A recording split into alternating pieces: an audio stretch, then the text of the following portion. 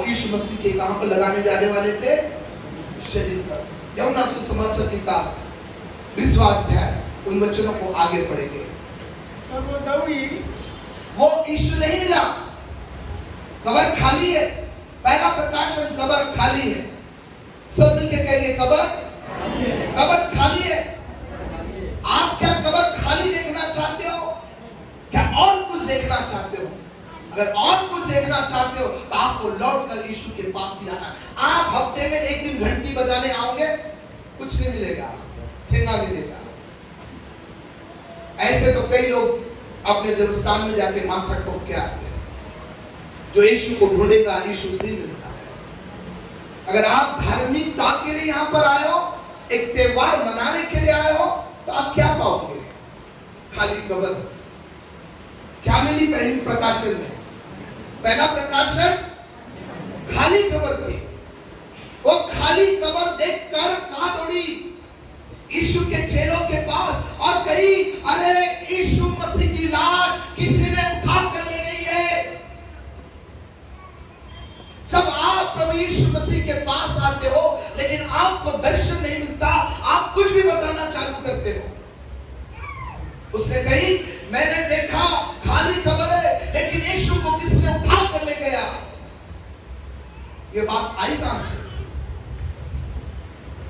यीशु को कौन उठा के ले गया?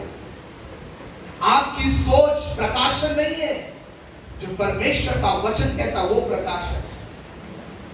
इसने अपनी सोच को प्रकाशन बताई और जाकर क्या होने लगी? किसी ने यीशु को उठा कर ले गया।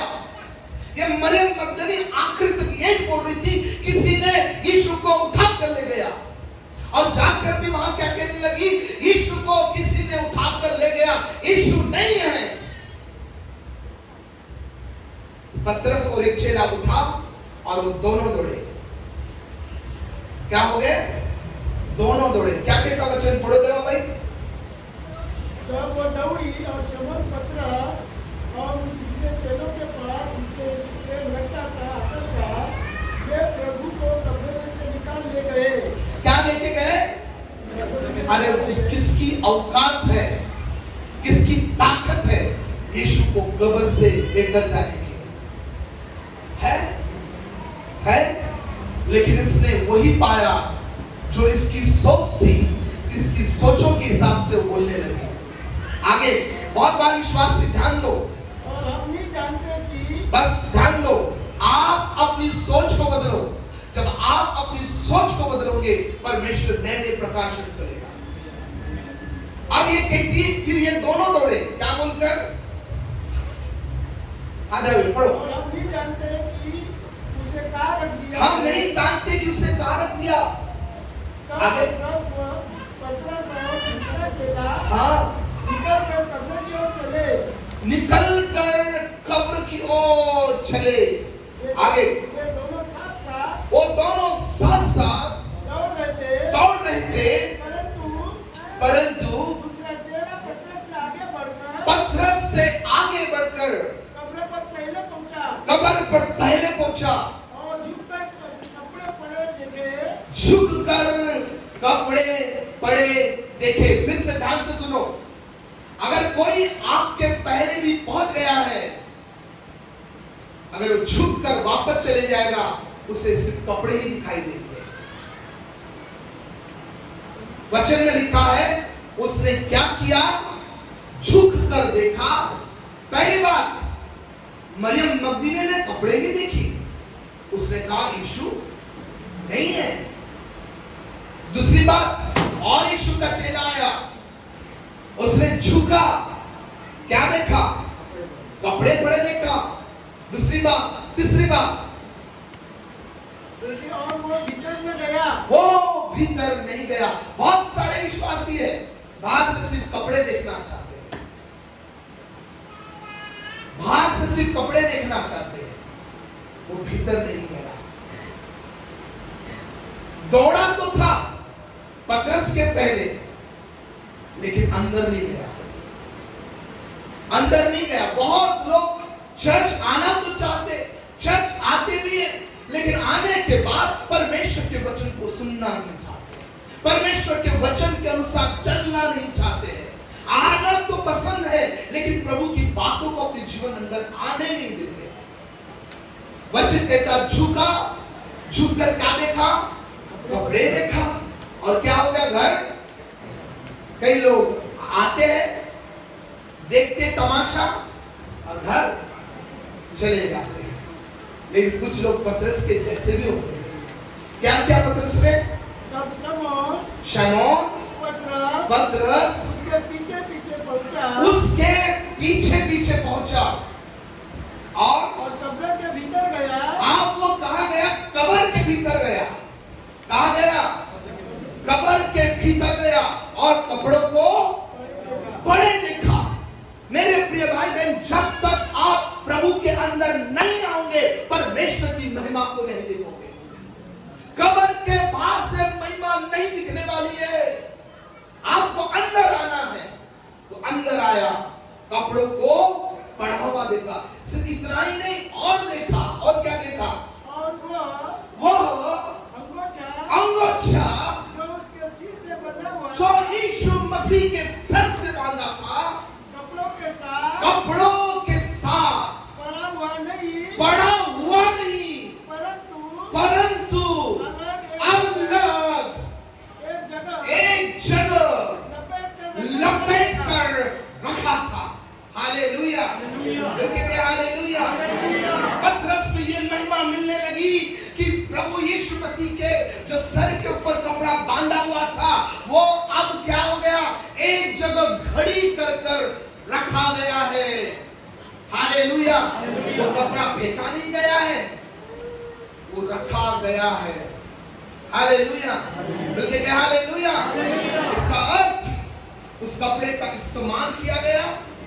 उसके कपड़े को पूरा इस्तेमाल कर जिस कार्य के लिए दिया गया था रखकर फिर से घड़ी करके रखा गया है कि प्रभु जब अपने राज के सिंहासन में आए उस कपड़े को फिर से इस्तेमाल करें। आप कपड़े, पुराने वाले कपड़े आप पहन कर इस कपड़े को जाओगे, आप रखोगे या धुने डालोगे? लटकाओगे या गोदरेज में रखोगे? क्या करोगे? हाँ, लटका के रखोगे या गोदरेज में रखोगे? बहन लोग साड़ी रख सकती है भाइयों के साथ। क्या करोगे? लटका के रखोगे। लटकाने का अर्थ है इस्तेमाल करना। मैं इसे धो दूंगा फिर इस्तेमाल करूंगा। घड़ी करके रखने का मैं फिर से इसे इस्तेमाल कर सकता हूँ, फिर से मैं इसे इस्तेमाल कर सकता हूँ। इसका मतलब जब प्रभु अपने राज में सिंहासन में बैठेगा, उस अंगोछे को, उस कपड़े को, वो अंगोछा मीन्स मुंह को पोंछने वाला दुपट्टा। अंगोछा मीन्स क्या है? मुंह को पोंछने वाला अंगोछा। जब पुराने जमाने में लोग अंगोछे को क्या करते, आज भी कुछ समाज में, आप उड़ीसा जाओगे, आप झारखंड जाओगे, आपको अंगोछा देते हैं और वो अंगोछा आपको आदर के लिए देते हैं। आप अगर उधर जाएंगे, उन लोग का लाल कलर का एक अंगोछा होता है। बंगाल जाओगे अंगोछा होता है, बिहार जाएंगे अंगोछा होता है। जब हम लोग यहाँ किसी को आदर देना चाहते हम लोग उनको शॉल देते हैं। ये हमारा महाराष्ट्र का कल्चर है। लेकिन उनके तरफ का कल्चर है वो अंगोछा देते हैं। अंगोछा को देंगे और वो हमारे गले में रखते हैं। हमारे यहाँ पर क्या करते, लगाकर देते। अंगोछा एक अधिकार को दर्शाता है। अंगोछा एक अधिकार को दर्शाता। और प्रभु कहना चाहता है फिर से मैं जब अपने पिता के राज में आऊंगा, ये अंगोछा कहाँ रहेगा? प्रभु के ये फिर से इस्तेमाल किया जाएगा। हालेलुया। अब इस अंगोछे कपड़े की सेवा खत्म हो गई, कल कपड़े रखे हुए थे, पड़े थे। बच्चों ने क्या लिखा? कपड़े पड़े का अर्थ होता है आप इस्तेमाल करने की जरूरत नहीं है। पड़े हैं इसका मतलब इस्तेमाल नहीं करना है। लेकिन लिखा है अलग एक जगह रखा था। एक जगह अलग, ये मेरे और आपके लिए दर्शा रहा है प्रियो। और फिर आगे क्या वचन कहता है कि पतरस को देखकर घर चले गया। पतरस को देखकर घर चले गया। लेकिन आगे क्या वचन कहता है? तब दूसरा चेला भी, हाँ, जो कब्र पर पहले पहुंचा था, हाँ भीतर गया हाँ और देखकर हाँ विश्वास किया। हाँ वे तो अब तक हाँ पवित्र शास्त्र की वो बातें न समझते थे हाँ कि उसे मरे हुए से जी उठना होगा। आगे तब ये चेले अपने घर लौट गए। हाँ, इन्हें विश्वास नहीं था। आगे परंतु हाँ परंतु मरियम रोती हुई बस कई विश्वासी घर चले गए।